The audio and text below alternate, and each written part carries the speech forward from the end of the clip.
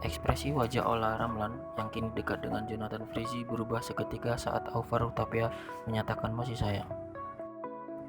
Ucapan Alvaro Tapia kepada Ola Ramlan ini terdengar saat dipancing Raffi Ahmad melalui video call.